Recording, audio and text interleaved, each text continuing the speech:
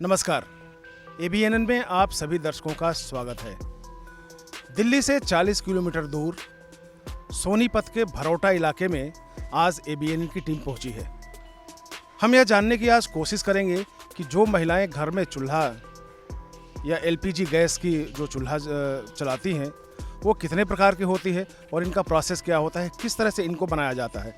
तो हम आपको शुरू से लेकर आखिरी तक इसका विधान बताएंगे कि कैसे इसकी मैन्युफैक्चरिंग होती है, कैसे ये मार्केट में आती है और कैसे यहाँ पे वर्कर काम करते हैं। सनब्लेड प्रोडक्ट हमें इसलिए ख़रीदना चाहिए कि उससे आपको पीस ऑफ माइंड मिलेगा, whether it is price, whether it is quality, whether it is service और any other factor which is related to the product. तो आइए हम आपको मिलवाते हैं अजय तिवारी जी से, जो प्राथमिक यूनिट के यानी कि जहाँ कच्चा माल आता है और कच्चे माल से बॉडी बनाई जाती है, उनसे हम मिलवाते हैं और आपको वो बताएंगे कि किस तरह से इसकी पूरी प्रक्रिया अपनाई जाती है।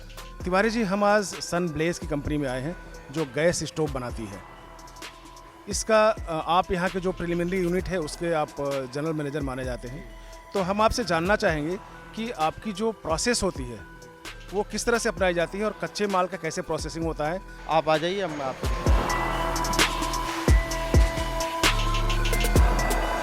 सर हमारे पास इस फॉर्म में शीट आती हैं।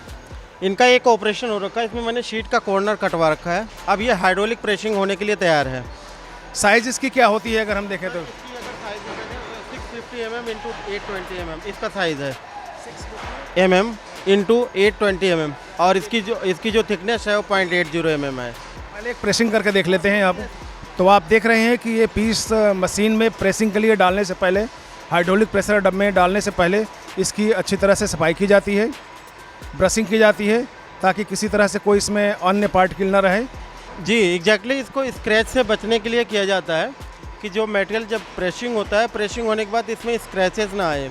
अगर स्क्रैचेज आ जाएगा तो फिर जो अगर फर्दर हमारा जो पॉलिश होगा या जब पेंट कराएंगे तो उस टाइम पे उसमें लाइनिंग आ जाएगी। उस लाइनिंग से बचने के लिए ये किया जाता है। और ये हाइड्रोलिक प्रेशर का बटन दबा,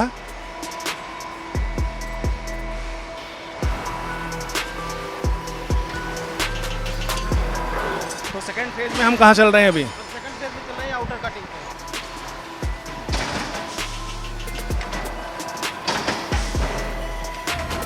अब आप देखेंगे कि इसका जो साइड का आउटर कटिंग था ये हमने कटिंग करवा दिया है।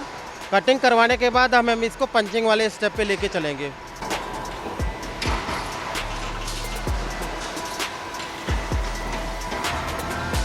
ये प्रोफेशन की शुरुआत सिंस 1992 से स्टार्ट किया था। तो ये मेरे ग्रैंडफादर ने शुरू किया था इसको, उसके बाद मेरे फादर ने कंटिन्यू किया, अब मैं वो कंटिन्यू कर रहा हूँ। और बहुत ही लगन और डेडिकेशन के साथ हम काम करते हैं इसमें और बहुत ही क्वालिटी कॉन्शियस प्रोडक्ट्स बनाने की हमारी प्रयास रहता है इसमें।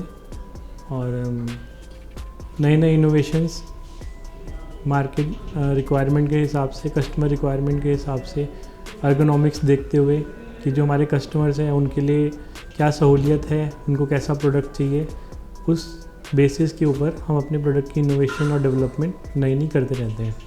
काफ़ी सारे प्रोडक्ट्स में हम मार्केट लीडर्स भी हैं। 2 बर्नर का ऑपरेशन हो रखा, तीसरा बर्नर का होने जा रहा है जी।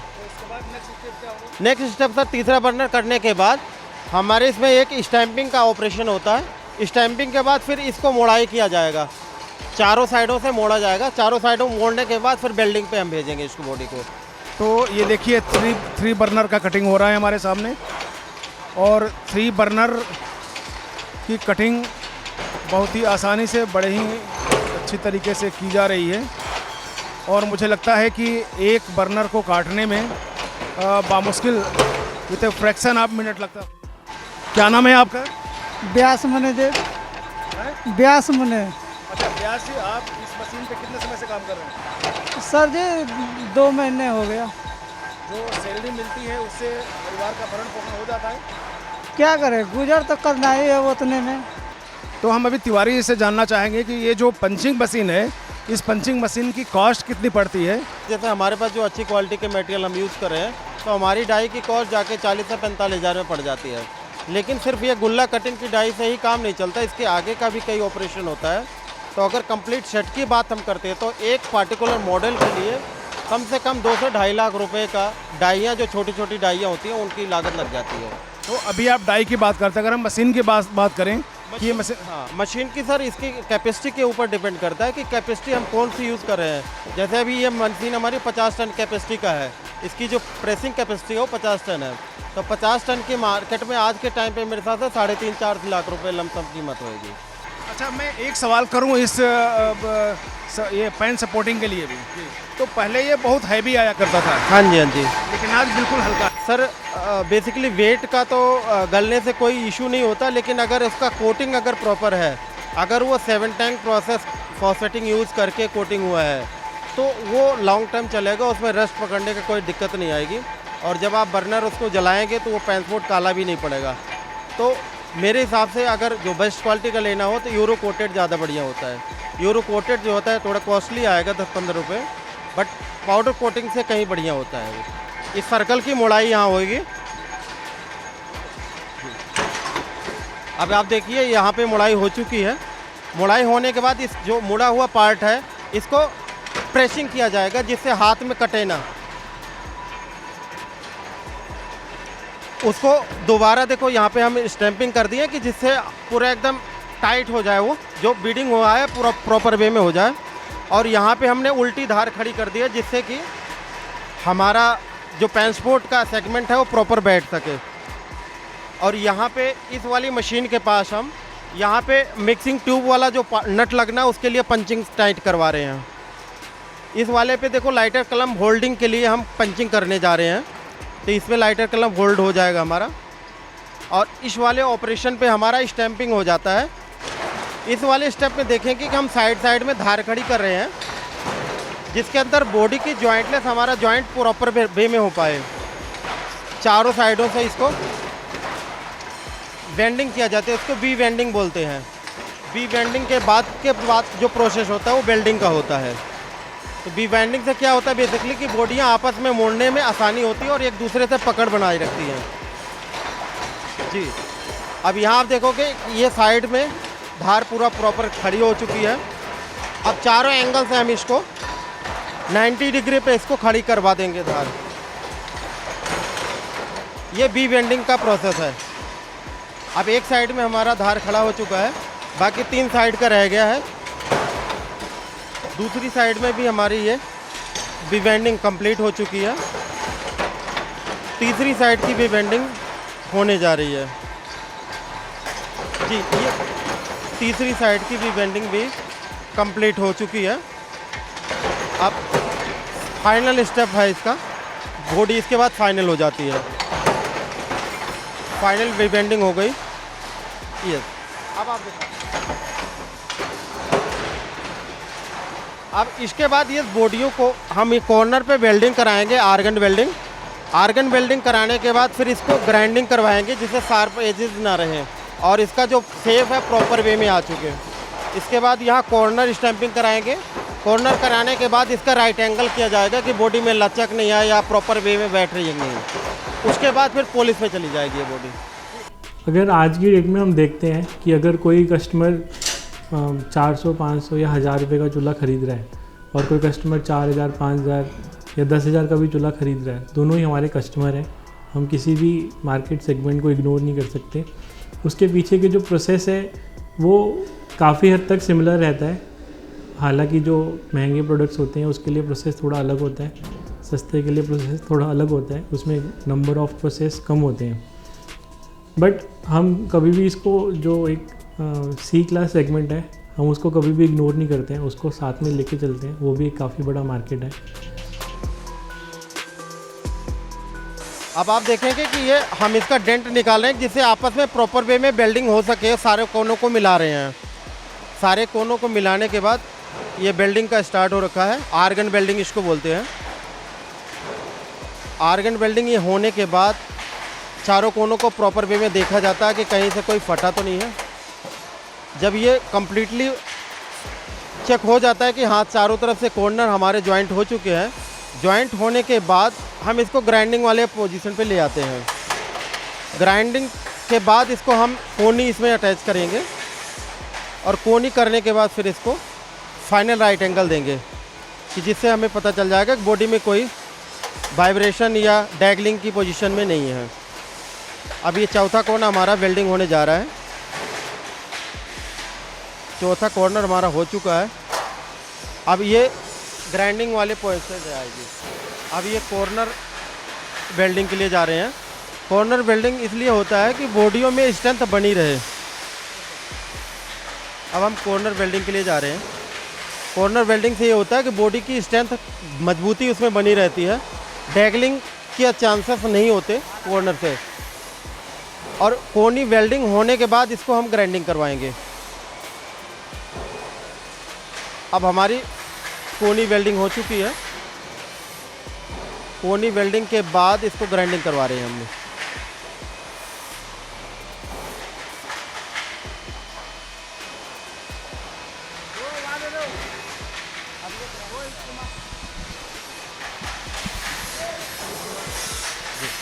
अब ये ग्राइंडिंग होने के लिए तैयार है बॉडी।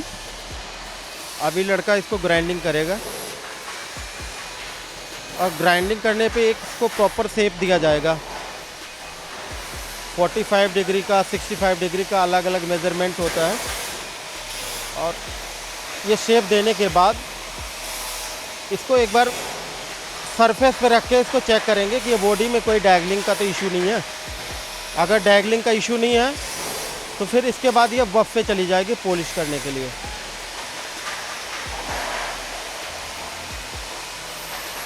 अब ये बॉडी ग्राइंड हो चुकी है। इसको कम्प्लीटली फाइनल कर रहे हैं, फिनिशिंग का शेप दे रहे हैं इसको। ये फिनिशिंग का शेप हो रखा है। अब डैगलिंग का यहाँ हमारे इंस्पेक्टर जो है इन्होंने चेक कर लिया है, डैगलिंग का इशू नहीं है। अब ये बॉडी फाइनल पॉलिश पे चलेगी। हम यहाँ पॉलिश करवाने के लिए खड़े हैं। हम आपको स्टेप बता रहे हैं कि पॉलिश का कैसे होएगा। अब ये बॉडी सबसे पहले स्टेप में कटाई पे गई। इसको कटाई बोलते हैं कि जो ऊपर की कुछ माइक्रोन प्रॉपर्टीज़ होती हैं स्टेनलेस स्टील में, तो उनको हटाया जाता है। जो डेड स्क्रीन होती है वो हटाने के बाद फिर इसको हम दूसरे वाले स्टेप पे ले आएंगे। अब साइड में ये हमारा शेप हो चुका है क्लियर, जहाँ वेल्डिंग पॉइंट था। अब ये कटाई का पूरा प्रोसेस हमारा चल रहा है इस टाइम। कटाई का प्रोसेस में तकरीबन एक बॉडी में मेरे हिसाब से लमसम 4 से 5 मिनट लग जाते हैं। पार्टियों की रिक्वायरमेंट होती है कि स्टेनलेस स्टील का मतलब ग्लास की तरह इसको चमकना चाहिए, तभी इसकी क्वालिटी निखर के आती है। हम आप जब भी कहीं चूल्हा लेने जाते हैं तो बेसिकली यही देखते हैं कि चूल्हे के अंदर चमक कितनी आ रही है, ग्लो कितना आ रहा है, शाइनिंग क्या है। अगर शाइनिंग नहीं रहेगा तो कोई भी कस्टमर इसको लाइक नहीं करता है। आप किसी भी फील्ड में अगर हम जाते हैं आज की डेट में, तो कंपटीशन हर फील्ड में ही है। हम ये नहीं कह सकते किसी फील्ड में कंपटीशन कम है या ज़्यादा है। बस आपको मार्केट में रहने के लिए, आगे बढ़ने के लिए, काम को बढ़ाने के लिए, ब्रांड को बढ़ाने के लिए कंपटीशन में रहना पड़ता है। उसके लिए आपके पास बेटर प्रोडक्ट होना चाहिए, बेटर प्राइस होना चाहिए, प्रोडक्ट की प्लेसमेंट अच्छी होनी चाहिए, आपके जो ट्रेड पार्टनर्स हैं वो अच्छे होने चाहिए, आपके सप्लायर्स अच्छे होने चाहिए, आपके प्रोडक्ट की क्वालिटी अच्छी होनी चाहिए, आपको कस्टमर की जो रिक्वायरमेंट है वो समझ में आनी चाहिए कि कस्टमर को क्या चाहिए और किस प्राइस पे चाहिए। अगर आप वो कर लेते हैं तो आप मार्केट को ब्रेक कर सकते हैं। कोई इसमें बहुत बड़ा इशू नहीं है मार्केट को ब्रेक करने के लिए। तो अभी आपने देखा कि गैस स्टोव किस तरह से बनता है और उसकी बॉडी किस तरह से बनाई जाती है। बॉडी बनने के बाद अब हम चलते हैं प्रोडक्शन के जो यहाँ पे हेड हैं उनसे हम बात करते हैं और जानते हैं राजेश जी से। पॉलिशिंग पे देखिए जी, ये बॉडी पॉलिश हमारी पूरी है। इसमें लाइटिंग वगैरह बॉडी पूरी प्रॉपर चेक हो गई है, कहीं भी कोई दिक्कत इसमें नहीं है, कहीं स्क्रैच नहीं है, कोई डेंट नहीं है। तो ये बॉडी ओके है यहाँ से। इसके बाद इसको हम अंदर ले जाएंगे बनाने के लिए, फ्लोर पे ले जाएंगे। तो आपका काम क्या है? सर IQ से मैं इनकमिंग क्वालिटी कंट्रोल चेक करता हूँ सर। जो सर इनकमिंग से मटेरियल आता है उसको हम चेक करते हैं और उसके बाद टैग लगा के उसको पास करते हैं। चेक करके फिर कहाँ लेते हैं? चेक करके सर स्टोर में हम देते हैं। तो जैसा कि आपने देखा कि माल स्टोर में आ चुका है और राजेश जी इसके बाद आगे बताएंगे कि पाइपिंग इसकी कैसी होती है और कैसे इसकी फिटिंग होती है। राजेश जी, अभी हम कहाँ चल रहे हैं? अभी हम चल रहे हैं पाइपलाइन में। जो गैस स्टोव का मेन हमारा वो एरिया है पाइपलाइन।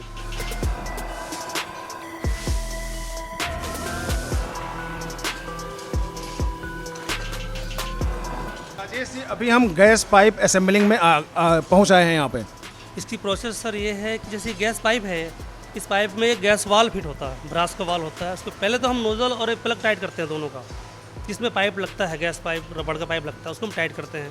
इसके बाद एक गैस वाल्व ब्रास का होता है, इसको इसमें लगा के हम, ये होल टाइट होती है, एक लिक्विड होती है, इससे हम इसको टाइट करते हैं ताकि लीकेज ना रुके। इसके बाद ये पाइप बन के तैयार हो गया। इसके बाद ये पानी में चेक होता है। अच्छा, आगे दिखाता है।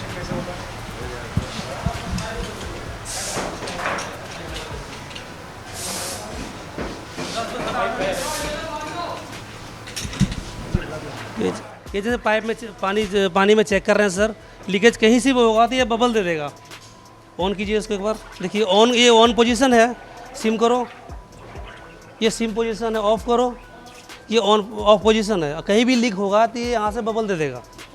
ये नोजल भी चेक हो गया आपका, ये प्लग भी चेक हो गया, ये वाल भी दोनों चेक हो गए। तो इसको चेक करना क्यों जरूरी समझते हैं आप? ये चेक करना इसलिए ज़रूरी है सर, ये हमारा गैस चूल्हा का मेन चीज़ है। यहाँ से अगर लीकेज होगा तो वहाँ से गैस लीकेज भी होगा, इसलिए हम पहले पानी में चेक करते हैं इसको। यानी कि हम ये कह सकते हैं कि ISI के जितने भी नाम्स हैं आप उसको पहले चेक करते हैं। ISI के हिसाब से हम सब कुछ चेक करते हैं, इसके सब कुछ ISI के हिसाब से। इसके जेट भी जो लगे हुए हैं ना सर, जेट भी ISI के हिसाब से लगे हुए हैं। अलग अलग जेटें लगी हुई हैं, छोटे बर्नर के अलग, बड़े बर्नर के ISI के हिसाब से सब लगे हुए हैं जेट इसमें। देखिए जैसे बॉडी यहाँ पे आ गया जी, गैस स्टोव का फ्रेम बॉडी यहाँ पे आ गया, सफाई हो रही है इसकी, ये बढ़िया से क्लीनिक करेगी। ये और लेडीज़ हैं हमारे, क्लीनिक करके इस बॉडी को फिर आगे देगी इनके पास। ये बॉडी यहाँ पे आ गई जी। अब इसका सरफेस पहले चेक करेंगे, चेक करो, रेटलिंग चेक करो, तो सरफेस चेक करेंगे प्रॉपर है कि नहीं है। उसके बाद बॉडी चेक करो एक बार, ये लड़का फिर बॉडी चेक करेगा जी, कहीं से भी कुछ टेढ़ा मेढ़ा, कोई डेंट ना हो, कोई कोना वगैरह टूटा ना हो। इसके बाद इसमें ये नेम प्लेट का स्टिकर लगा देंगे, लगाइए स्टिकर लगाइए। इसका अगला स्टेप है, इसमें पाइप लगाएंगे, मेन गैस पाइप जो है। तो जैसा कि आपने देखा कि अभी तक इस स्ट्रक्चर का कोई नाम नहीं था, लेकिन अब यहाँ आते आते इसको नाम मिल गया है, यानी कि इसका नामकरण हो चुका है। और इसका जो नाम रखा गया है वो है सन ब्लेज। हम यहाँ पे हरियाणा में जो हमारी फैक्ट्री लगी हुई है, हमें गवर्नमेंट की तरफ से काफ़ी सपोर्ट मिलता रहता है, काफ़ी सारे इंसेंटिव्स आते हैं और हम उसका लाभ भी उठाते हैं और हमें उस चीज़ का बेनिफिट भी होता है। और करंटली जो हमारी फैक्ट्री MSME में रजिस्टर्ड है और फैक्ट्री लाइसेंस भी है हमारे पास। और इसी वजह से जो भी गवर्नमेंट की स्कीम्स हैं, इंसेंटिव्स हैं, लाभ हैं, वो हमें रेगुलर बेसिस पे मिलते रहते हैं, हम उसका फ़ायदा उठाते रहते हैं, जिसकी वजह से हम मार्केट में कम्पीट कर पा रहे हैं आज की डेट में। सन ब्लेज की कोशिश यही रहती है कि चूँकि ये घर में इस्तेमाल होता है और सभी गृहिणियाँ इस्तेमाल करती हैं, इसलिए पूरी तरह से ये ISI का ये जो ब्रांड है, ISI के जो नाम्स हैं उसको ये फॉलो करते हैं। और इसके बाद इनकी पूरी कोशिश होती है कि कहीं भी कोई कैजुअलिटी ना हो। देखिए सर, इसमें पाइप की असेंबली हो रही है, ये लड़का पाइप लगा रहा है इसमें, ये पाइप लगाएंगे अभी, जल्दी लगाइए पाइप। ये इसमें डायल प्लेट डाला जाता है, ताकि ये डायल प्लेट है, इसमें ऑफ ऑन सिम तीनों पोजीशन लिखा गया है, ताकि इसको नोब घुमाएं तो ऑफ ऑन सिम का पता लगे आपको। ये हर एक चूल्हे में होता है, चाहे कोई सा भी मॉडल हो, सब में होता है। ये लड़का ये मशीन से टाइट कर रहा है, न्यूमेटिक, हमारा ऑटोमेटिक न्यूमेटिक मशीन है, इससे ये स्क्रू टाइट कर रहे हैं। इसकी टॉलरेंस भी सेट है कि इससे ज़्यादा टाइट नहीं हो सकता। इसके बाद इसमें अब स्क्रू हार्डवेयर लगेंगे। स्क्रू हार्डवेयर बोलें तो फिर ये इसके हर एक चूल्हे का अलग अलग साइज़ का हार्डवेयर होता है, इसमें ये वाला हार्डवेयर लगेगा सर, जिसमें ये मिक्सिंग ट्यूब वगैरह फिट होता है। ये लड़का हार्डवेयर फिटिंग कर रहे हैं। क्या इस्तेमाल है इसका? ये सर SS का हमारा हार्डवेयर है, इसमें जो हमारा पार्ट लगेगा मिक्सिंग ट्यूब, वो इसी में टिकेगा जा करके। तो अभी आपने देखा कि 3 स्टेज पार करके हम पहुंचे हैं gas stove mixing tube fitting के पास। इसके जो नाम्स हैं और जो इंस्ट्रक्शन दिए हुए हैं इनके कारीगर को, वो लिखा है मिक्सिंग ट्यूब लगाने से पहले फिनिशिंग को ज़रूर चेक करें। ये इसके मिक्सिंग ट्यूब है सर, ये इसके मिक्सिंग ट्यूब है। ये जो कारीगर हैं हमारे, इसको इसमें फिट करेंगे। राइट साइड में स्मॉल लगाएंगे और लेफ्ट साइड पे बिग लगाएंगे। लगाइए इसको आप, ये लगा रहे हैं। इसके बाद इसके पीछे एक वाशर दे करके इसको टाइट कर देंगे, अच्छी तरह से टाइट कर देंगे, हिले मत है।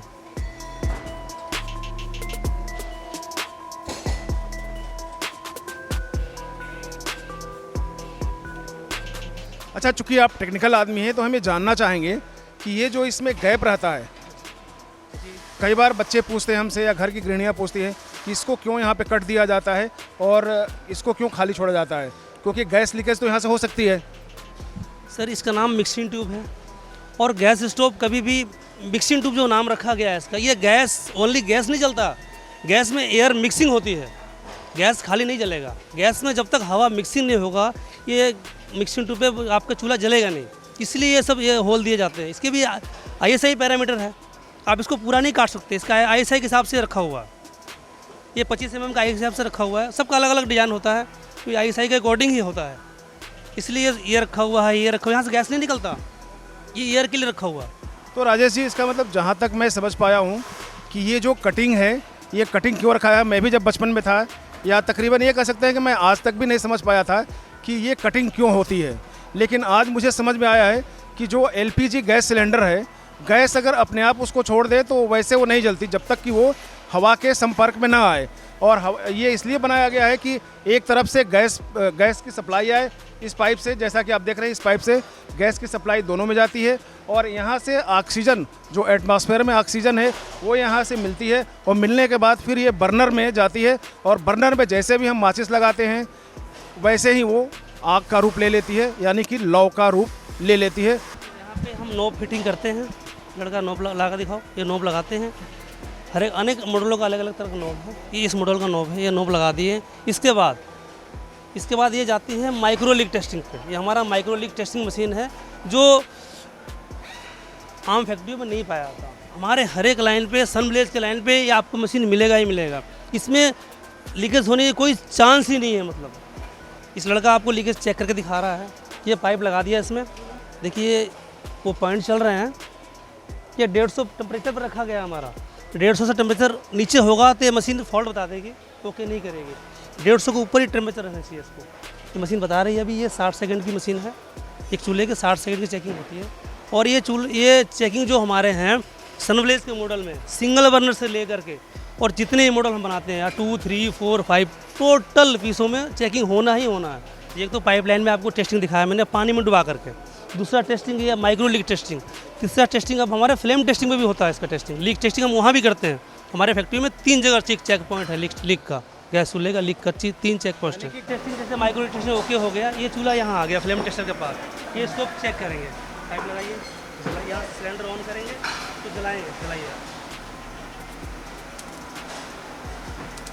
ये ऑन पोजीशन है। इसके बाद इसको सिम करेंगे, ये सिम पोजीशन है, फिर ऑन करेंगे, फिर सिम करेंगे, कम से कम 5 बार सिम ऑफ करेंगे इसको ताकि सिम में बुझ ना जाए।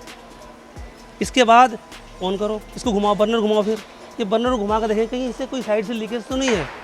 और जो मैं आपको बता रहा था ना सर एयर मिक्सिंग का, उसको मैं दिखाता हूँ। देखिए ये एयर मिक्सिंग का ये है, हमने नीचे से एयर बंद कर दिया है, इसकी फ्लेम देख लीजिए आप,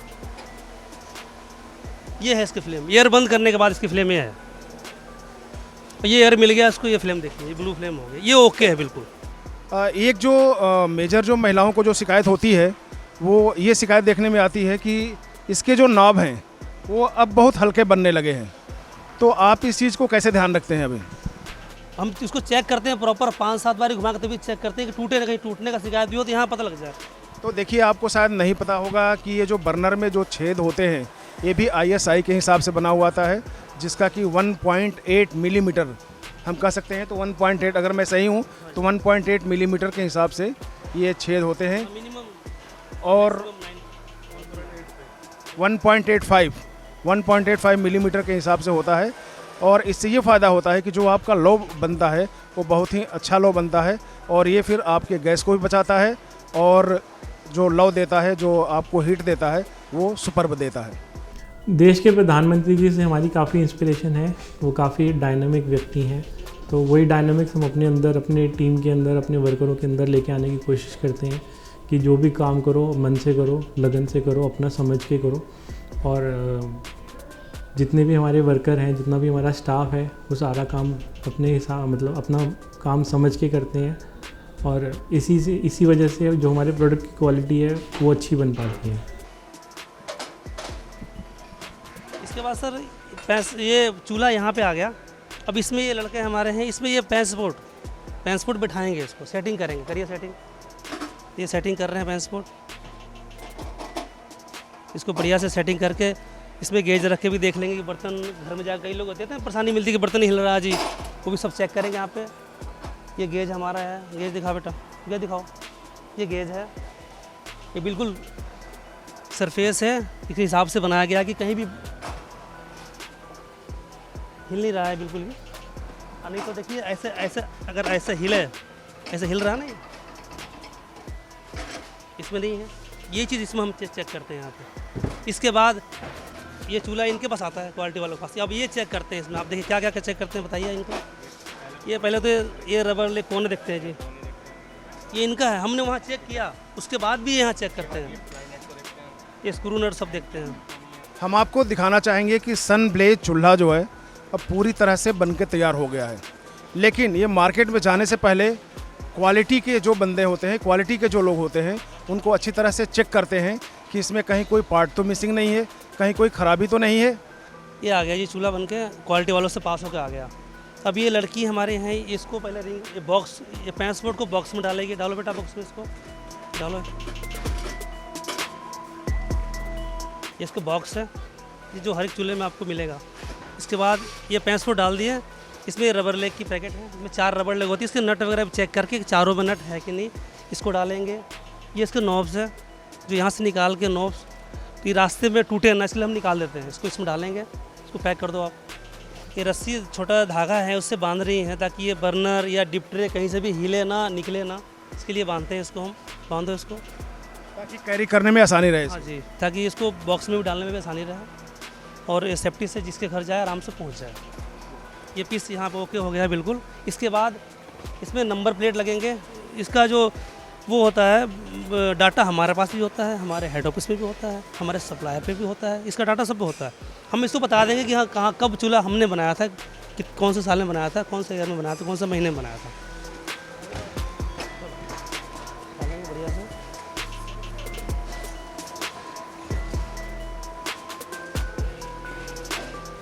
उसी सीरियल नंबर का ये भी ट्रैकिंग है, MRP, हाँ जी बारकोड है, MRP जो इसमें लगी हुई है उसी सीरियल नंबर से मैच करेगा।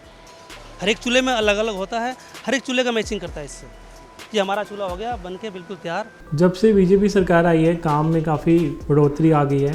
पीछे उज्ज्वला योजना आई थी तो उसमें हमें काफ़ी काम मिला, हमने काफ़ी लेबर को काम दिया और जॉब क्रिएशन बहुत ज़्यादा था। उसी तरह से जो हमारे सप्लायर्स थे उनके यहाँ पे जॉब क्रिएशन बहुत ज़्यादा था। तो जैसे जैसे काम आता है अर्निंग्स बढ़ती हैं, जॉब क्रिएशन बढ़ता है और प्लेटफॉर्म्स खुलते हैं लोगों के लिए। हमारे लिए काफ़ी सारे प्लेटफॉर्म्स खुले हैं। आगे जाके रिप्लेसमेंट मार्केट स्टार्ट हो जाएगी गैस स्टोव्स की। So on an average around 15% का ग्रोथ हमें एवरी ईयर मिल रहा है। सो आगे हम कोशिश कर रहे हैं, नेक्स्ट ईयर हमारा 50% के आसपास का ग्रोथ की प्लानिंग है। तो अभी आपने देखा कि सन ब्लेज चूल्हा बन के तैयार हो गया है और ये सारे ISI के नॉर्म्स पे बने हुए हैं। और सबसे मज़ेदार बात यह है इस कंपनी में कि बेशक जो राजनीतिक पार्टियां हैं उनकी पार्टी में महिलाओं की भागीदारी हो या ना हो, लेकिन यहाँ महिलाओं की भागीदारी पुरुषों के बराबर ही देखने को मिल रही है और ये एक बहुत अच्छी बात है। हम वुमेन एम्पावरमेंट की तरफ काफ़ी ज़्यादा फोकस करके रखते हैं अपने आप को, जिसमें कुछ ऐसे हमारे प्रोडक्शन के टाइम पे कुछ ऐसे प्रोसेसेस हैं जिसमें महिला जो वर्कर्स हैं वो कर पाती हैं इजीली।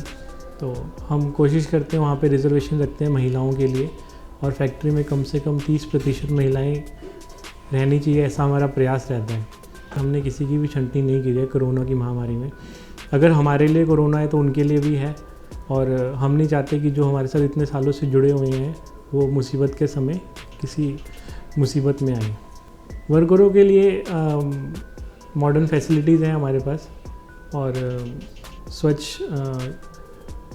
मोदी जी के स्वच्छ भारत अभियान के हिसाब से जो ओपन डिफेकेशन है उसके लिए हमने इन हाउस टॉयलेट्स बनाए हुए हैं अपने पास और साफ़ सफाई का ध्यान रखते हैं अपने यहाँ पे।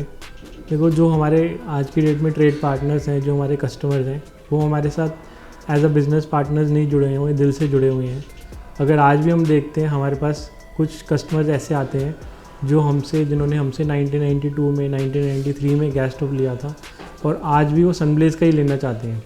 कुछ मॉडल्स हमारे ऐसे हैं जो 1993 से अभी तक चलते आ रहे हैं और कस्टमर जब रिप्लेसमेंट मांगने के लिए आता है तो उसको वही वाला गैस स्टोव चाहिए होता है और हम उसको वही वाला गैस स्टोव प्रोवाइड भी करते हैं।